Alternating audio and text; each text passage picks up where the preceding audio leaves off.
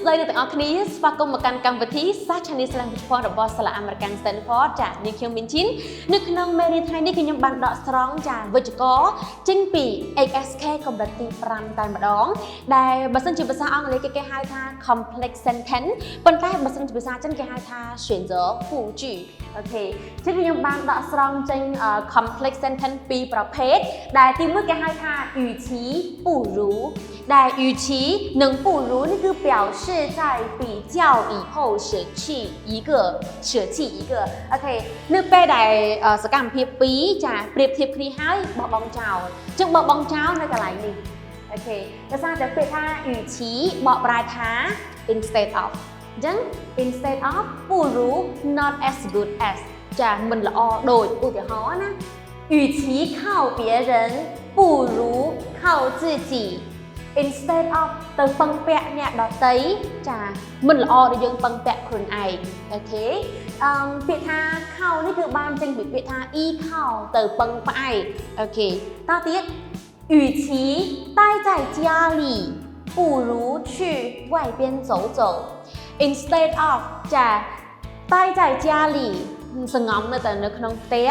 មិនស្មើឬក៏ yes យើងគួរតែទៅខាងក្រៅដើរអូខេ 走 walk and walk អូខេតមកទៀតសម្រាប់រូបមន្តទី2ទម្រង់ទី2ដែរក៏មានពាក្យ语气ដូចគ្នាដែរប៉ុន្តែគេដូរពាក្យ不如ជាមួយនឹងពាក្យថា宁可ពាក្យ宁可នេះវិញគឺបើទៅនិយាយទៅថាដូចសុខចិត្តអញ្ចឹងណា instead of អានោះវិញខ្ញុំសុខចិត្តអញ្ចឹងវិញឧទាហរណ៍ខាងក្រៅមួយinstead of មានបញ្ហាសួតខ្ញុំសុខចិត្តឈប់ជួបបារីលក្ខណៈថាអាទី2ហ្នឹងវាគឺជាជំរើសដែលជាជំរើសដែលអត់ជំរើសអូខេយើងមកមើលការបកស្រាយចា与其之后是被舍弃的事物或做法ខាងក្រោយនៅខាងក្រោយ与其ក្នុងទម្រង់ទី2នេះគឺជារឿងរ៉ាវសកម្មភាពឬក៏វិធីសាស្ត្រដែលគេបោះបង់ចោលឧទាហរណ៍与其周末加班我宁可今天熬夜做完ចាinstead of ចុងសប្តាហ៍ខ្ញុំត្រូវ OT ចា周末 it means weekend អ្នកនរនេះចំណាំពាក្យ周末នេះណាអសមួកចាហឹងទី1គឺវែងជាងហឹងទី2បើសិនជាអ្នកនរនេះសរសេរបែបនេះវិញអាខាងលើនេះខ្លីជាងអាទី2គឺអានថាវេចាវេឡាយថ្ងៃអនាគតអញ្ចឹងអសមកស្តៀងគ្នាចាប៉ុន្តែខុសតែមិនតិចគឺដូរខ្លឹមសារដូរអត្ថន័យហីអញ្ចឹងចូលមកជាបាន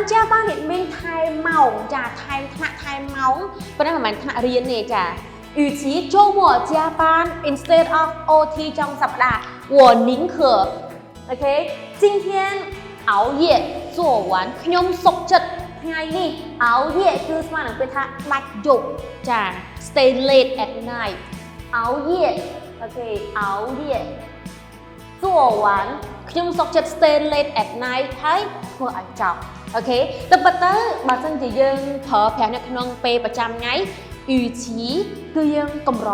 នឹងស្ដាប់ឮខ្លាំងមែនតើព្រោះអីវាស្ថិតនៅក្នុងវេយ្យាករណ៍មួយដែលកម្រិតខ្ពស់ផងដែរប៉ុន្តែបើអ្នកនរគ្នាបានចេះនិងប្រើប្រាស់ពាក្យនេះក៏បានឆ្លុះបញ្ចាំងអំពីកម្រិតភាសាចិនរបស់អ្នកទាំងអស់គ្នាផងដែរអូខេបញ្ចប់ហើយជាមួយនឹងកម្មវិធីសាស្ត្រ Chinese Language Point នៅក្នុងសប្តាហ៍នេះយើងនឹងជួបគ្នានៅក្នុងសប្តាហ៍ក្រោយៗជួយនាងខ្ញុំលីនជីនផងដែរបើមានចំណុចអាចធ្វើការ comment នៅខាងក្រោមវីដេអូរបស់យើងបានអរគុណ